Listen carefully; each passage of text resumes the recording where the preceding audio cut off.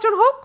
NCP যখন দাবি করে যে একমাত্র তারাই অভ্যুত্থান ঘটিয়েছে এবং আমাদের সিনিয়র নেতাদের সঙ্গে তারা যে ভাষায় কথা বলে, টকশোগুলো তো আমরাও দেখি যে তারাই নাকি করেছে, তো তাদের তো তাহলে এখন বাংলাদেশের মানুষ যদি আওয়ামী লীগকে রিফিউজ করে এবং রিফিউজালের প্রধান একটা পক্ষ তো এনসিপি নিজেকে দাবি করে, তাহলে তো তাদের মানে গণজোয়ারে গণভোটে ভেসে 300 আসনের মধ্যে 290টাই পাওয়ার কথা।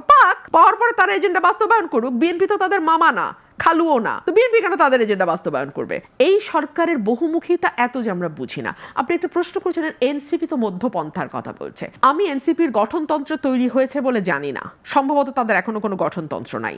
তারা ঠিক কোন আদর্শের উপর ভিত্তি করে রাজনীতি করতে যাচ্ছে সেটাও কিন্তু আমরা জানি না। আমরা তাদের রাজনীতিটা পুরোটাই দেখেছি আওয়ামী লীগ কেন্দ্রিক। আওয়ামী লীগকে ব্যান করো, আওয়ামী লীগের মানে সব পুরোটাই আওয়ামী লীগ কেন্দ্রিক। এর বাইরে তারা মানুষকে কি দেবে, তারা কি ডেলিভার করবে আমরা জানি না। তাদের দুটো দাবি, একটা হচ্ছে আওয়ামী লীগ নিষিদ্ধ করো, আরেকটা হচ্ছে বিএনপি কে দিয়ে সব সংস্কার, মানে বিএনপি যাতে তারা যা বলবে, মামাবাড়ির যত আবদার আছে বিএনপি সবগুলোর সাথে তাল মিলিয়ে যাবে। এই হচ্ছে তাদের দুটো, মানে এখন পর্যন্ত মেইনলি তাদের এই দুটো জিনিস আমি দেখছি। তো এই দুটো আবদারের মধ্যে তাদের গঠনতন্ত্র কি, আদর্শ কি, তারা কি করতে চায়, তারা মানুষকে কি দেবে, তারা যদি আগামীতে রাষ্ট্র ক্ষমতা আসে, দেখুন দলের একটা প্ল্যান থাকতে হবে যে আমরা ক্ষমতায় গেলে কি করব।